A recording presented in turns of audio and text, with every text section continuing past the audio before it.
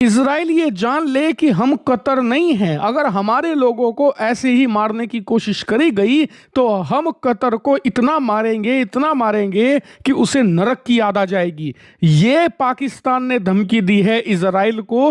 दरअसल हुआ ये कि कल पाकिस्तान का जो दूतावास है ईरान की राजधानी तेहरान में, उसके करीब एक टारगेट था जिसे इजरायली वायुसेना ने हिट किया और रिपोर्ट्स के अनुसार इसमें पाकिस्तान की जो एम्बेसी है वो बाल बाल बच गई।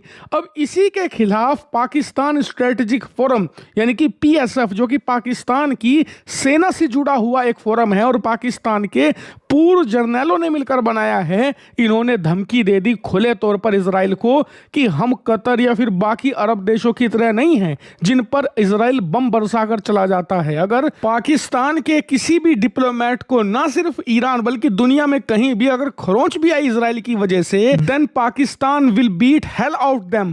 जी हां, इन्हीं शब्दों का इस्तेमाल किया है कि पाकिस्तान मार मार कर अधमरा बना देगा इजराइल को। खैर, पाकिस्तान ने यह धमकी दे तो दी, लेकिन उन्हें अंदाजा नहीं होगा कि यह उन्हें कितनी भारी पड़ने वाली है। दरअसल उनका यह बयान दिया तो गया सिर्फ पाकिस्तान के लोगों को खुश करने के लिए, लेकिन ईरान के लोगों ने इसे पकड़ लिया और इसकी स्क्रीनशॉट लेकर दुनिया भर में वायरल करनी शुरू कर दी। और हुआ यह कि यह स्क्रीनशॉट पहुंच गई इजराइल और अमेरिका तक भी। जी हां, और इस समय इन स्क्रीनशॉट को देखकर इजराइल में डिस्कशन स्टार्ट हो चुका है कि ईरान के बाद पाकिस्तान का भी ट्रीटमेंट करना पड़ेगा, क्योंकि ईरान की ताकत तो खत्म कर दी गई है। भले ही वो युद्ध में आगे हो, लेकिन इजराइल जो जो लक्ष्य चाहता था वो उसने हासिल कर लिए हैं। न्यूक्लियर बम आने वाले दशकों तक नहीं बना पाएगा ईरान। इसके अलावा सेना की ताकत भी कम हो गई है, उसके आर्थिक ढांचे को भी नुकसान पहुंचा दिया गया है। ऐसे में ईरान भविष्य में इतना बड़ा खतरा इजराइल के लिए नहीं रहेगा, लेकिन पाकिस्तान अब सबसे बड़ा खतरा बनकर आ गया है सामने। और पाकिस्तानियों ने यह मूर्खता करके अपने आप को ऑटोमेटिकली एक्सपोज भी कर दिया है दुनिया के सामने।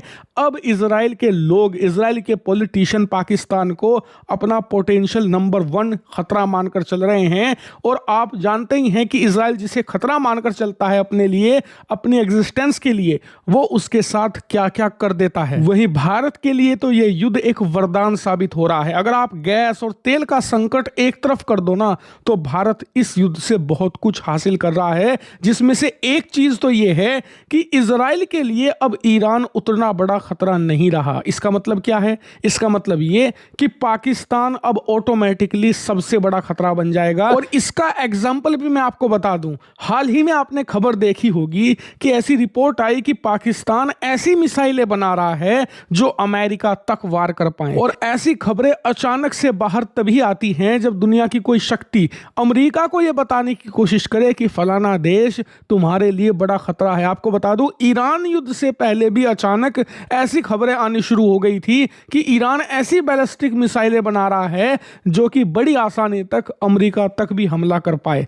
तभी ट्रंप ने हमले का आदेश दे दिया था ईरान पर। और इसीलिए रणनीतिकार मानते हैं कि पाकिस्तान सिर्फ एक अमेरिकी राष्ट्रपति दूर है अपना अस्तित्व खोने से। जिस दिन अमेरिका में ट्रंप की जगह कोई एक एंटी पाकिस्तानी राष्ट्रपति आ गया तो उसी दिन इजरायली खेल खत्म करवा देंगे पाकिस्तान का। और इसीलिए जो इन्होंने स्टेटमेंट ये आज दी है, इससे इनके एंड का काउंटडाउन शुरू होता है।